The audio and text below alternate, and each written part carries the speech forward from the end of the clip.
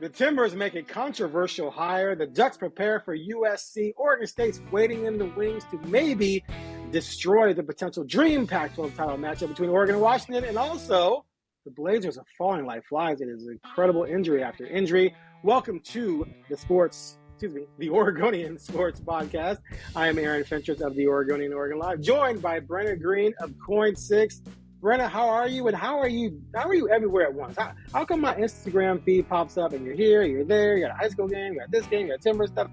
You're just everywhere. How do you do it? Are you cloned? You got cloned. Oh, I would love to be cloned, especially this week. It's been quite a week so far, and we're just into Thursday as we record this. Yeah, it's just, I don't know. I feel like I'm where I need to be. It's what you do. Okay, I got you. All right, before we dive into this jam-packed show, let me remind our viewers and listeners that you can receive text messages straight to your phone from James Crepia, Nick Dashel, Ryan Clark, Bill Orm, and myself, giving you inside information on the sports teams that you love. All you have to do is subscribe to our sub-text feature by texting 503-386-0095. You will receive a link back to click on it and start your 14-day trial. Okay. Brenna, let's get into it. The big news right now in the world of sports, outside of the Ducks trying to make a run at the national title, is the Portland Timbers, who have hired a new coach. And I'm just amazed at the drama that comes out of the Timbers and Thorns. It's just incredible to watch from afar. You cover some of it. This hire of Phil Neville has caused a lot of blowback, in part because he's not necessarily a successful coach. And two, he had some controversial tweets from about a decade ago that, of course, have rattled some people. Let's just start with your take on the situation, what you feel about the hire, what you feel about his off-color attempts at jokes 10 years ago that didn't go over well, came across obviously very sexist because they were sexist, and why so many Timbers fans are up in arms about this hire. Yeah. So there were a few tweets back in the early 2010s that he put out there that weren't great. Let's put it that way. The worst one was him saying he was chilled out after he battered his wife. That he was joking around. The connotation of the tweet is that he was joking, but that's not something to joke about, obviously. And there were a few other ones. So yeah, there was 3 of them that weren't great. I will say, obviously in our careers, we've both been in press conferences where people have done bad things and have to apologize. I don't personally think it's super hard to come off as apologetic in those press conferences, and most times I've dealt with people who come off very sincere, and that was definitely the case here. And I'll give him this. He also didn't get frustrated when the topic kept coming up, and he addressed it head on. He didn't have to make one of us answer the question. He came out in his opening statement and talked about it and said that he very much regretted it, and that, and then later he said he looked back on those tweets and it made him like sad, basically, that he said something like that. Right. And that it was wrong then and it's wrong now what he said. So I will give him that. He came off very apologetic and humble and didn't seem to get frustrated about it. He didn't seem to get angry, I guess, that it kept coming up, which I can understand.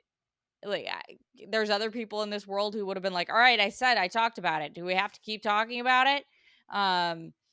He did not do that. So I will give him that. Now, like I said, I don't think it's super hard to come off that way in a press conference. And so, I don't know how much flowers we can give to somebody like that for that, but he did, he did a good job. More so, I don't really want to talk so much about him. I mean, he did what he did. He hasn't had any sort of transgression since with that. So, so let me read the 3 tweets real quick for people who are listening. Yeah, please. So one was, relax, I'm back, chilled, just battered the wife, feel better now. Mm-hmm. Really? The other one is, at Gina Shoes, you women have always wanted, he must have meant have always wanted equality until it comes to paying the bills.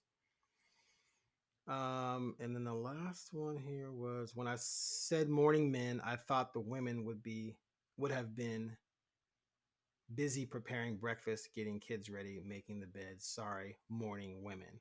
Meaning, I guess he was apologizing for saying morning men and not morning everybody. These I mean, he was were being sarcastic there, but yeah. 2012, 2012, and 2011. Yeah. So back, man, that's like Obama's first term ago.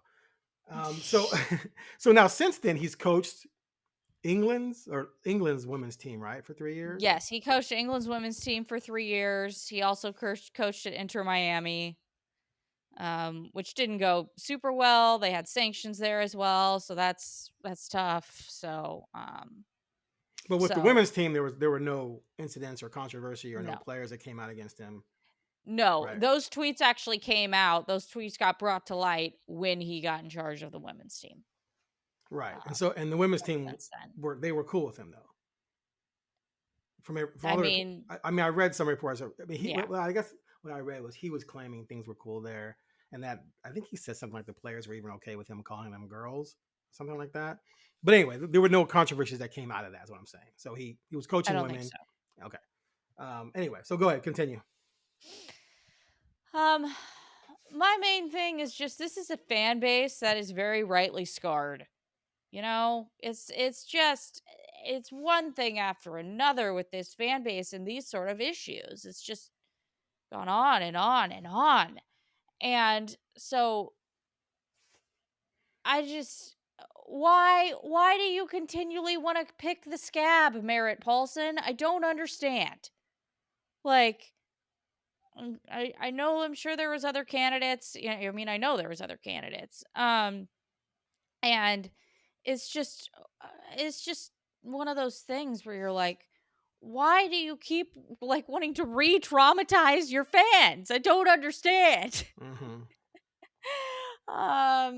So you're saying you're saying that regardless of these things being over a decade ago, that given all the situations that have gone down with the Timbers and the Thorns, why hire someone who even has a ripple in their past that might offend people is what you're saying. Yeah, you just this fan base has taken a really, really strong stance against it, which they should. Okay. And like, yeah, it's just you're not helping yourself, and you're sticking a thumb up to them and basically saying, I don't care. So, the social media reaction on Monday was bad.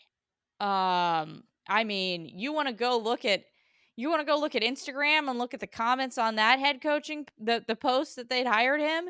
It is just summarily like people are angry.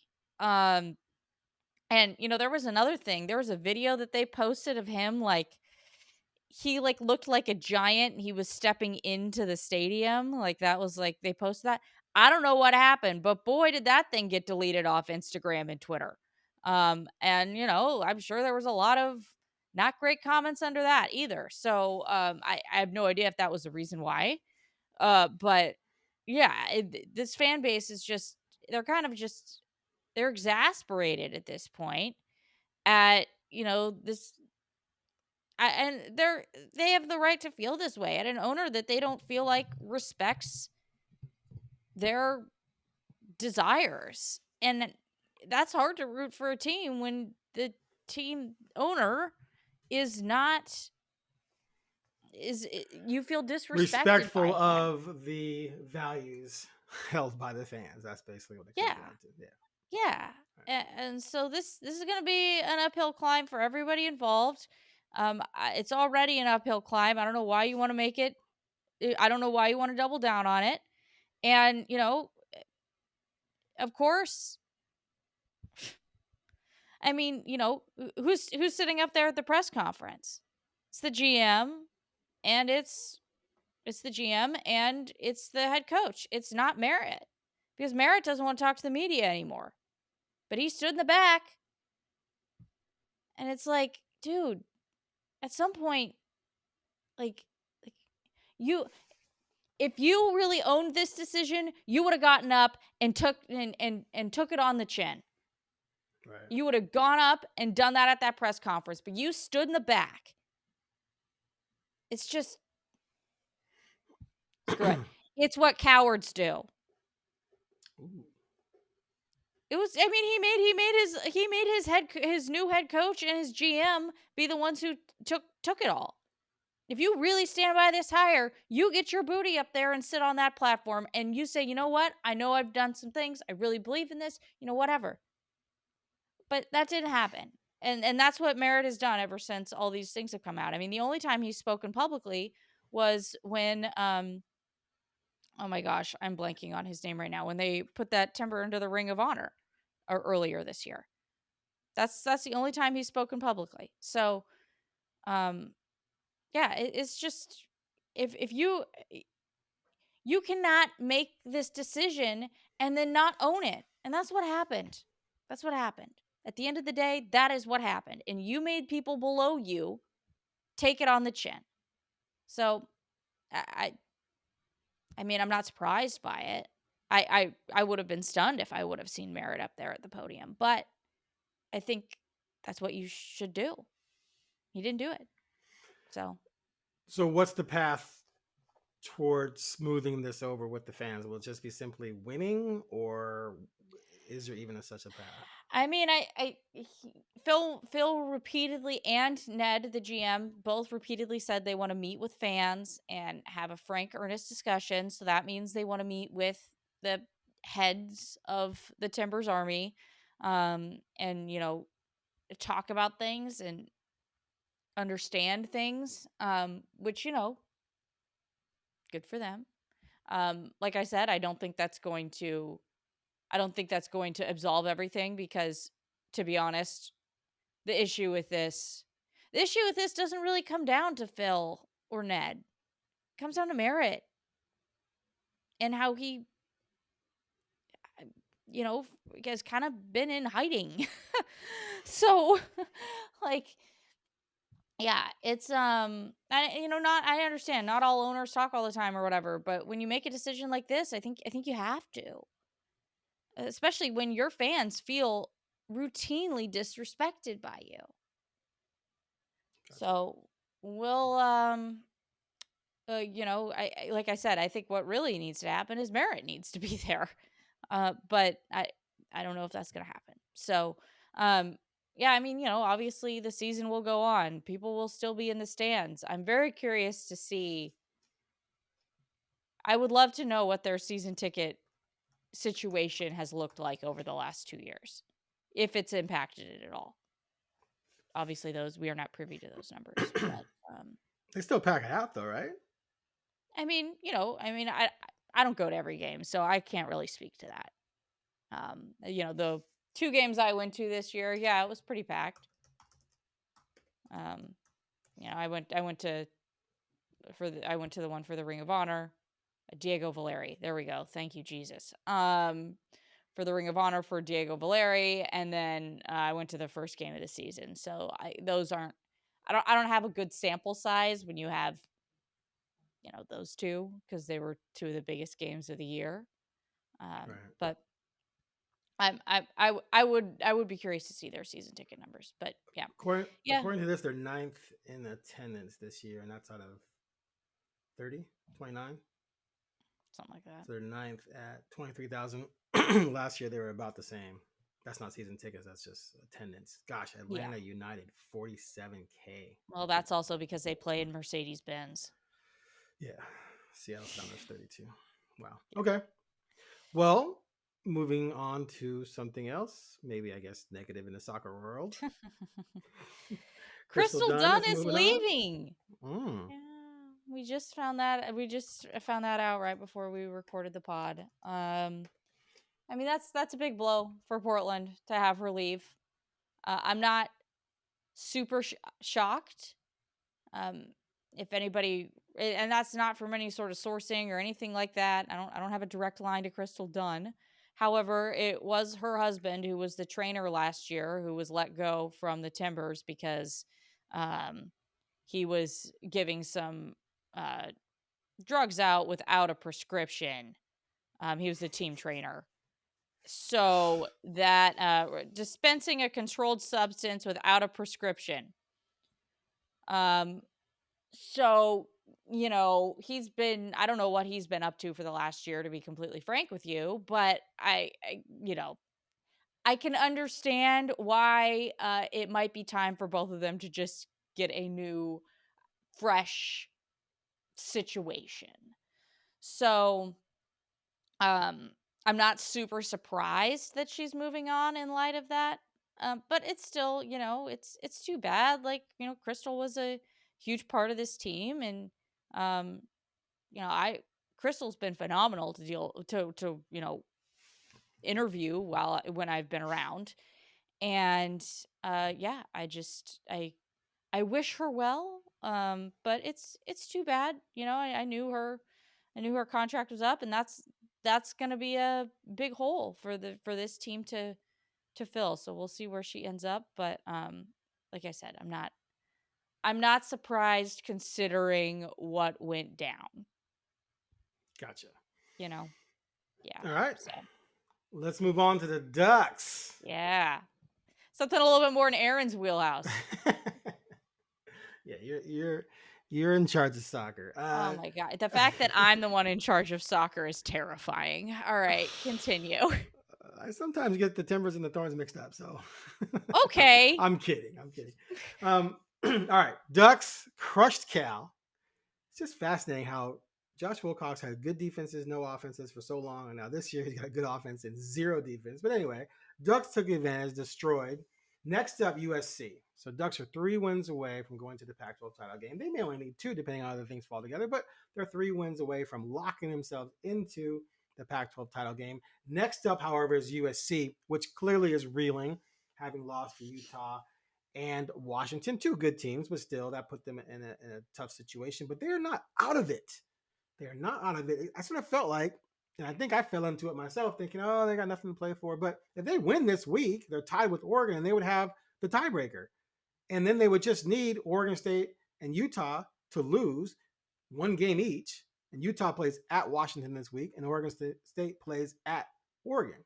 So it's all still right there for the Trojans, and they're coming in with their high-powered offense led by Caleb Williams, and they fired their defensive coordinator, Alex Grinch, who, quite frankly, I don't know how he survived after the Cal game. They barely won that game 50-49, but he held on until he got lit up by one of the best offenses in the country. It's like, we're going to wait till one of the best offenses in the nation with one of the best quarterbacks and receiving crews in the nation light you up. Then we're going to fire you, because that's the game where you should have showed up and locked them down. But anyway, question for you, Brenna. 1, I guess it's, well, 2. 1, will the change at DC matter for the Trojans? And two, she smirks, makes faces, Brenna faces. I'm sorry calling that the Brenna face. I've seen that numerous times in my life already. And then 2, well, see, you threw me off. Okay, so it's hard because by your facial expressions, I know your answer to the second one. Okay, 1, will the DC change matter? And 2, can USC come into the Austin Stadium and pull off the upset? And since you don't think the DC is going to matter, I imagine the answer to the second part is a no. Well, to take a quote from Phil Neville's press conference, Rome wasn't built in a day, and neither is USC's USC's defense falls under the same category. I did not fall. I missed Alex Grinch by a year at WSU, but man, like when I was around there, everyone was like, "Oh, Alex Grinch defense is doing Alex Grinch defense things." Like, it's funny because he, obviously got that Oklahoma job, was like big shot hire. I think people weren't necessarily, I think people were kind of sad to see him go. But then once he went to Oklahoma, everyone was kind of like, oh, we don't have to deal with that anymore. And that just keeps happening. Yeah. So yeah. Yeah, I do not think that him being out at defensive coordinator is going to do much, especially against a team that has Bo Nix and Bucky Irving and Troy Franklin and Tez Johnson and James or Jordan James. I think I might have flipped those around. Anyways, no, it's just I don't think it's gonna. I don't see it happening.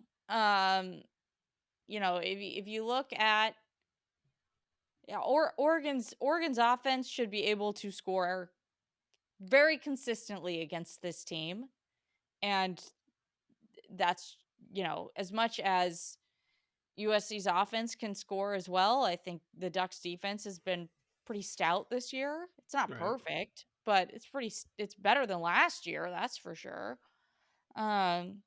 So yeah, I mean, I don't feel as though that is really going to make much of a difference. But we shall see. You want to know, the biggest bummer is this. Gosh dang it, USC. If you could have just won one of those games, this game wouldn't be at 7:30 at night. Are you covering it? No. Okay. I can't. It doesn't make any sense. The game probably won't even be done by the time I go on air in the 11. So yeah, no, I am not.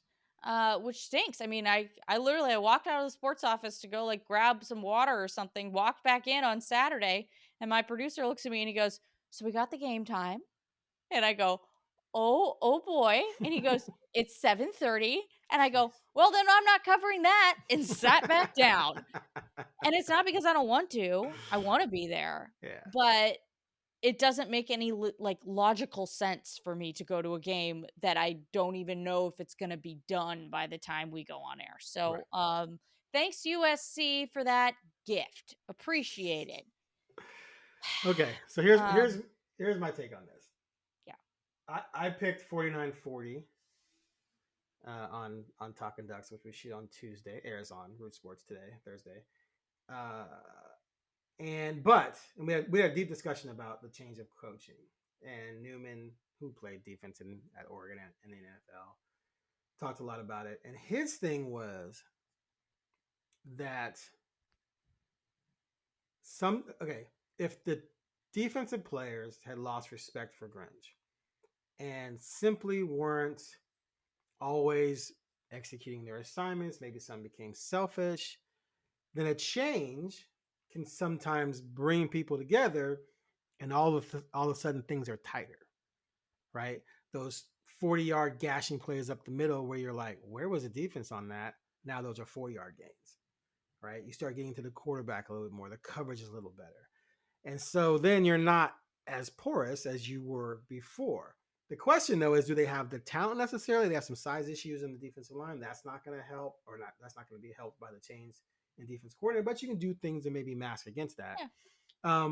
So it'll be interesting to see how much of it was Grinch's scheme or inability to get to the, communicate with the players and get them to do what he wanted them to do, and if that can all be tweaked enough to where now they go from being hideous to just bad, because they're just hideous, right? But they can improve the bad, right? Bad might have been good enough for them to still be undefeated right now, because the offense is ridiculous. The quarterback's ridiculous. Well, they lost 2 very close games, right? Notre Dame? Are we forgetting about Notre Dame? I meant in the conference. Okay. I wasn't thinking about Notre Dame. Because Notre Dame just shut them down. Yes. But, their defense was just bad, not hideous. Maybe they win these last 2 games. Or at least they beat Utah.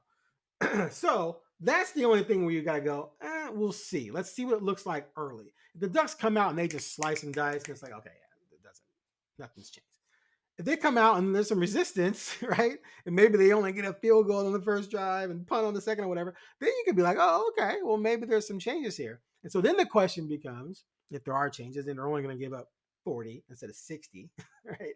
Then the question becomes, okay, now we're going to see what Oregon's defense can do against another elite level offense that's faced, when it's really only faced one to date, and that was UW, which they actually did a decent job against UW. I mean, UW obviously is juggernaut, and they did a pretty good job, although UW struggled against Arizona State. That's another issue. Anyway, so if they can't contain USC any better than other teams have, boom, you got a game. And it's going to come down to something in the fourth quarter, and it's going to be up for grabs. But if USC's defense is still garbage, and I don't mind saying that because it's been hot garbage. I don't even feel like this even disrespecting the kids because it has been hot garbage. Then yeah, Ducks are going to score at will. They're going to run all over them. Nix is going to complete 80% of his passes for 4 touchdowns, no interceptions. They can get into the 60s probably. I think they can get 60 only because I do think USC's offense will prevent them from getting completely blown out early. So that means Oregon's offense will be going for 4 full quarters and thus rack up a bunch of yards and a bunch of touchdowns. So we'll see. I'll be fascinated to see the first couple of possessions and see what USC's defense looks like. Yeah, we've seen things like, I mean, okay, the Raiders would be a good example of a coaching change, and all of a sudden, were things perfect? No, but they go out and get a win the next week. So I mean, it's definitely possible. You just don't see it. And why should you see it? Because every week you watch teams run up and down the field on these guys. Yeah. Right? So it's difficult to imagine that kind of change, especially against an Oregon offense led by our next subject matter, Bo Nix, who has moved up, I think, the second in the Heisman odds behind Penix. Jaden Daniels, who has better stats, fell because they lost to Bama, and Nix went up because they beat Cal, which things like that drive me bananas. But I've never really had much respect for the Heisman in terms of the fact that it's kind of, I don't know, it's just the way it's dealt with to me is just silly. It shouldn't almost always be quarterbacks. But that's another debate argument for down the road. But Bo's right there. And if they win out, he's going to New York. Even if they lose one game and it's to USC, Washington, Oregon State, or maybe, Washington in the Pac-12 title game, Oregon State. But he plays well, he's going to New York at this point. The numbers are too good. The success is there. One loss is not going to knock him out of going to New York. So could he be the first Oregon Heisman winner since Marcus? I mean, is this possible? Is this really going to happen? He's going to go from flaming out at Auburn to coming to Oregon and winning a Heisman? What an incredible story that would be. Yeah. I mean, he's had a great year. He had I mean, it's Cal. We have to always condition these things by saying it's Cal. But I mean, what? It was 29 of 38 for 386 yards, 6 total touchdowns between rushing and throwing.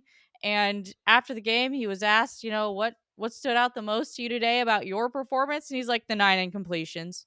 I'm really annoyed by those.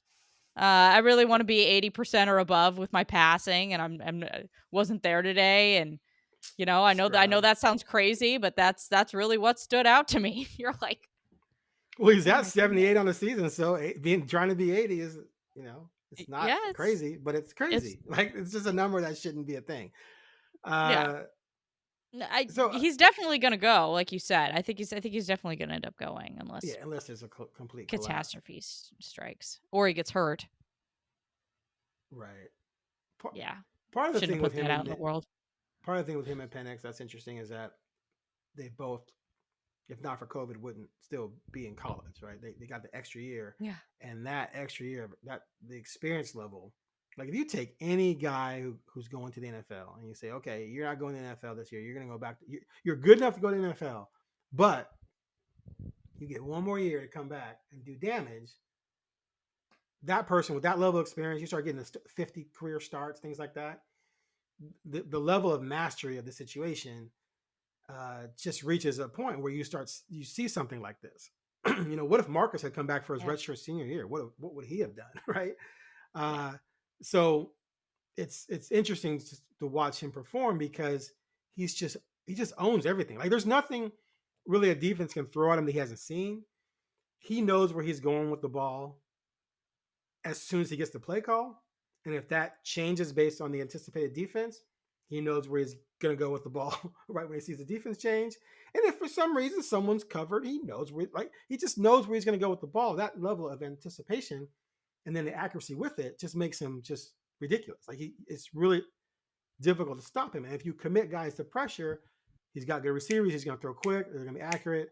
It's just, he's just a difficult cat to deal with right now. And it's going to be fascinating to see if someone, either USC's new defensive coordinator or Oregon State, which has a good defense, or Washington maybe in the Pac-12 title game, if someone can figure out a way to derail him just a little bit to have a chance to win, which is what Washington was able to do. But man, he is just 78% is stupid.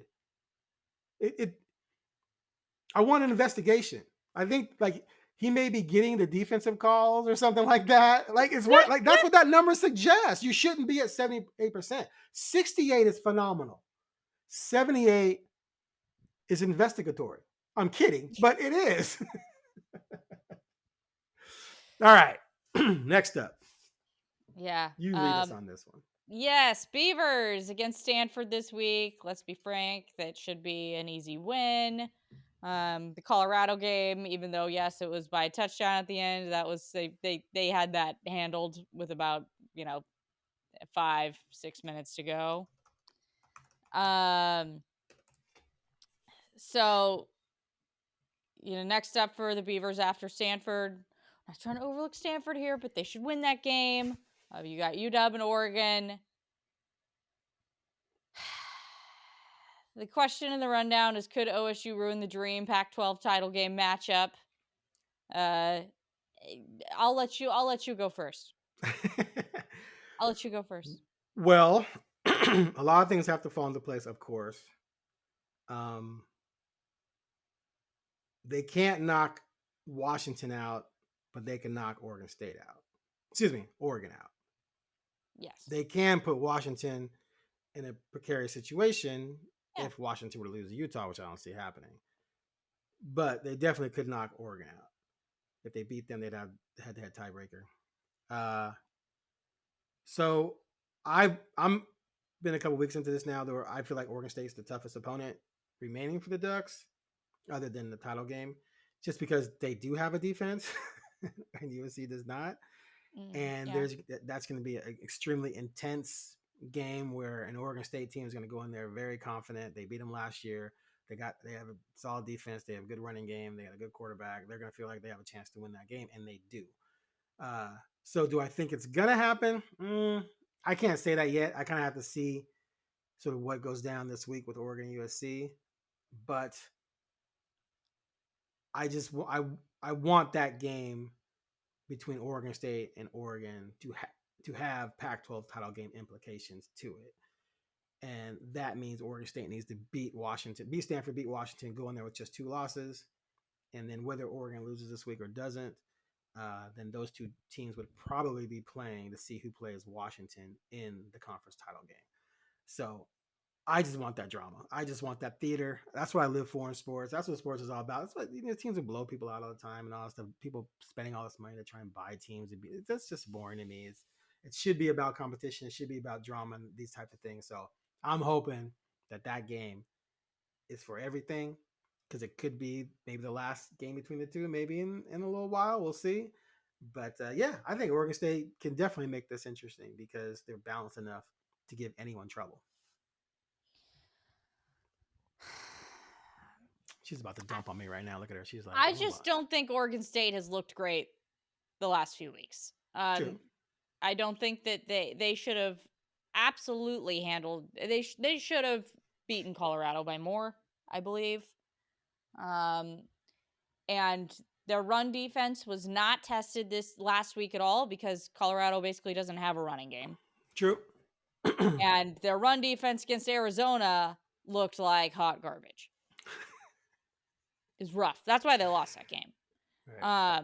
So in UW's, now we have to remember it was against USC, but UW's running game has had a little bit more life as of late. And if they get beat by UW, it's over. Like they have to go undefeated now. So and if Oregon State gets beat by UW, yes. Unless Oregon loses. Dun, dun, dun, dun. But if Oregon loses, then USC would have to lose to UCLA, I think. Anyway, continue. There's a lot of things. I'm just saying their idea, like it becomes near impossible to have 3 losses in this conference and have Oregon State be eligible to go to the Pac-12 championship, which is ideally what you want. You don't want it to be just a game where it's like, oh, well, Oregon State could knock Oregon out. You want it to be a game where it's like Oregon State could knock Oregon out and then also go. Right. Agreed. So, yeah, I'm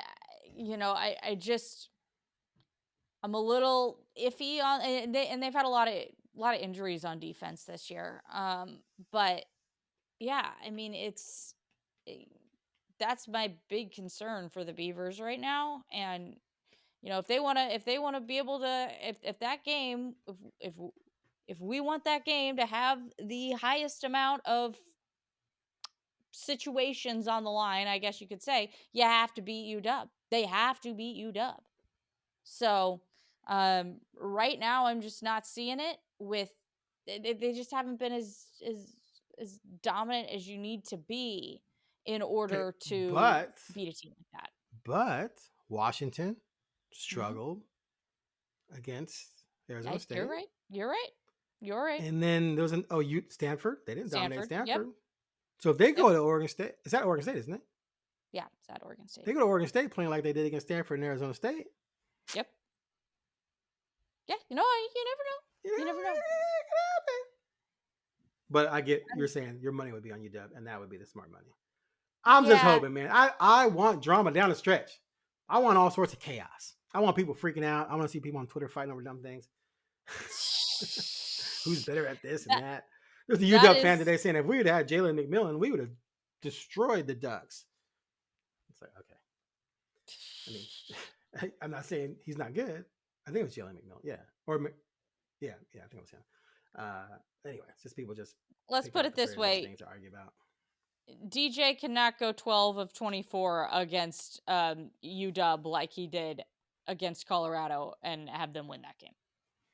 I'm with you there. Okay. Let's get to the team I cover. Yeah, that one, yeah. The 3-5 Blazers. I'm not going to lie. I'm impressed. I'm impressed by their grit, their tenacity.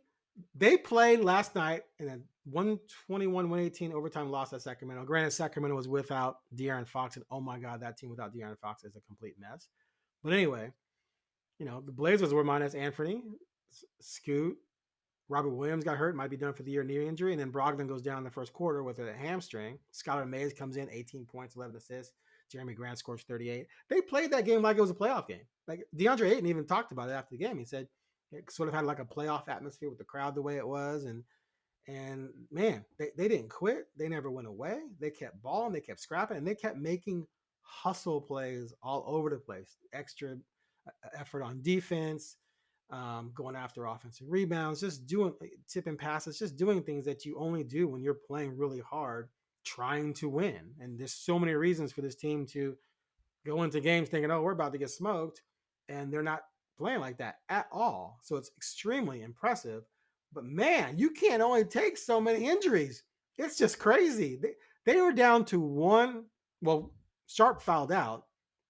So they're down to one guard. Unless you want to count Matisse as a guard, but he's playing small forward. But he obviously can play some guard. Skylar Mays, who's on 2-way contract. It was crazy. And they still hung in there. So Blazers are 3-5. They got Lakers coming up who have a losing record. But I think Lakers just have way too much size. And just big. I think they trounced the Blazers this week or this Sunday. And then Tuesday at Utah, that's a very winnable game. Utah's not that good right now. I think they're 2-5 or something like that. Anyway, so I'm impressed. Like they're playing hard, and this is what they want to do. They want to establish an identity that we play hard. We come every night. We're going to bring it regardless of who we have. And then if you establish that culture, then as guys get better and as you add other guys to that culture, and all of a sudden you play that way with an actual NBA roster, no offense, then you're going to start winning a lot of games. So I've been thoroughly impressed. What say you? Yeah, I mean they're showing grit. They're showing that they're not just going to throw this season away. So I very much appreciate that because that's honestly all you can ask for this year. Absolutely. Can you show me you give a damn? That's it. That's the season that we're going to have this year and that's that. Yeah, I mean, I don't know. Okay. Dude, what is up with basketball players in this state? Is there like some sort of chemical in the water that specifically targets basketball players in this state? Because between the Blazers and the Ducks, oh yeah, it's an injury onslaught. Okay, like last year with the Ducks men's basketball team, bad. Then, you have them start the season and Folly Dante's on a pitch count, aka minutes restriction. Jackson Shellstad doesn't play because he's going to be out a few weeks with a knee injury. There's all these different things, and Mookie Cook's out until at least December. Let's be real, it's the Ducks, so it's probably January. And last year was a total disaster. You have on the women's side, their starting point guard plays like 5 minutes against Northern Arizona and has a knee injury, out for the season. I don't know what it is about this state and basketball players getting injured, but it's a mess, man. I don't understand. I don't get it. So yeah, what a situation for them over there with the Blazers. I mean, obviously, at least you do have Shaded. He just fouled out last night. Right.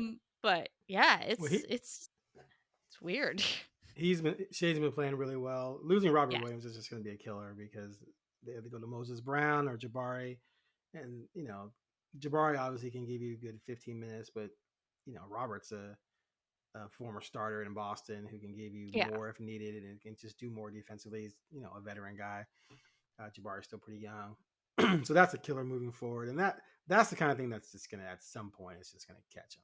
Right? Yeah, they're exactly. just going to be too small. They're not going to be able to combat bigger guys. That's why I think the Lakers roll. And Utah, Utah's a bad matchup because they have Markkanen and Kessler and even a John Collins who was like 6'9" or what have you, get some more length. So that hurts. And it might be for the season. It might be for a few months. I don't see why you come back in a few months. I don't see why the Blazers would bring him back because I think by then they'll probably be in tank mode. You let him completely heal up and get him ready for next season, or maybe heal up so you can trade him in the summer if someone wants him. But that's the other thing is it hurts his trade value, which on one hand you maybe want to keep him long term. He's got a pretty cheap contract, about $12 million a year, 2 years remaining after this season. On the other hand, if someone comes along and says, "Man, we need that. We need what he gave Boston. We'll give you a first round pick for it," then you might end up doing that because you're trying to accumulate different types of assets, draft capital, etc. So. Yeah, tough break, and then now Brogdon's out with a hamstring. Who knows? We don't know yet how long that could be. It could be something minor, but usually hamstrings can linger. I mean, it might be weeks. We don't know. Scoot Henderson, ankle, day to day. They got 3 days off before Sunday. He could be back by then, maybe by Utah, so that would help. But yeah, the injuries are just getting crazy. And Chauncey Billups has rarely ever had a healthy roster. No roster is fully healthy, but the injuries his teams have had just been insane. I think when he's had most of his roster, I think his record's over 500. I have to go look at the deep dive, but just off the top of my head, when I remember those stretches, the record was over 500. But you lose Dame to surgery, you lose CJ to the collapsed lung, one of the strangest things I've ever seen. Then of course you shut people down after the All-Star break the first year, and then last year, Dame gets hurt early. He comes back. They're doing well. They're above 500. Then Nurk goes down. Justice Winslow go down, then you trade Hart, right? And then Ant goes down, and it's you're just not going to be able to survive that with the lack of depth they had. And now this year, beginning of the year, Ant goes down, right? Then Scoot goes down, and then Robert Williams may be done for the year, and then now Brogdon's hurt as well. You got to go to a two-way contract guy to play point guard for you. So craziness that Coach Billups has endured. We don't know yet if he can really coach yet, but we do know that his team's playing hard for him right now, and that's a good sign that at least the team respects him. And they're willing to go to war for him regardless of the roster situation. So maybe someday they can get healthy and we can see what actually they have, one, when they're all playing together, and two, what Billups can do with a full complement of players. Insane. Yes. Do we have a pop culture topic? I don't know if we do. Now, to let people in on our situation, it took us a half an hour to record the pod today because of technological issues. Just to get started. Yeah, just to start it. So we've had quite a day. And I think that we've earned our keep, to be completely honest with you. So I don't know. I feel like something happened. Did something happen? I'm sure something did happen. Lots of things have happened.